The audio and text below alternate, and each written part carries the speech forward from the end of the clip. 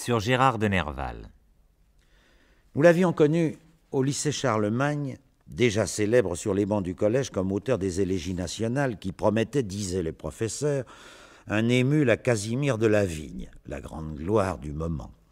C'était alors un jeune homme doux et modeste, rougissant comme une jeune fille, se dérobant volontiers à la curiosité admirative de ses condisciples, tout fier d'avoir un camarade imprimé et dont on parlait dans les journaux.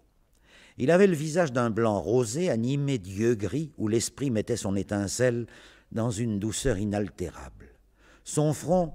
que laissait voir très haut de jolis cheveux blonds d'une finesse extrême et pareils à une fumée d'or, était d'une admirable coupe, poli comme de l'ivoire et brillant comme de la porcelaine.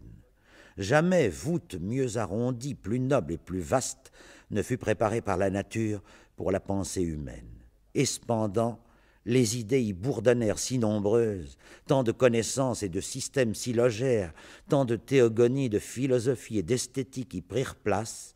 que ce panthéon devint un capharnaüm et que la coupole se fêla.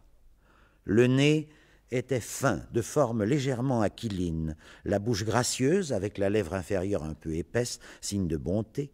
le menton bien accusé et frappé d'une fossette. Il était habituellement vêtu d'une sorte de redingote d'étoffe noire brillante aux vastes poches, où, comme le Schaunard de la vie de Bohème, il enfouissait une bibliothèque de bouquins récoltés çà et là, 5 ou 6 carnets de notes et tout un monde de petits papiers sur lesquels il écrivait d'une écriture fine et serrée les idées qu'il prenait au vol pendant ses longues promenades. Gérard, comme toute la jeunesse du temps, se rattacha au grand mouvement romantique qui agitait alors la littérature.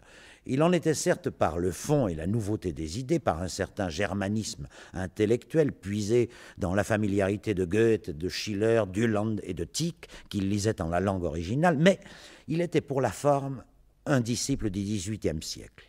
Lorsque chacun cherchait les tournures excentriques et les couleurs violentes, et se fut volontiers peint de vert et de rouge comme un Yahweh partant pour la guerre, des plumes d'aigle sur la tête, des colliers de griffes d'ours au bas du col, des scalpes ou plutôt des perruques de classique à la ceinture pour avoir l'air plus étrange et plus formidable, lui se plaisait dans les gammes tendres, les pâleurs délicates et les gris de perles chers à l'école française de l'autre siècle.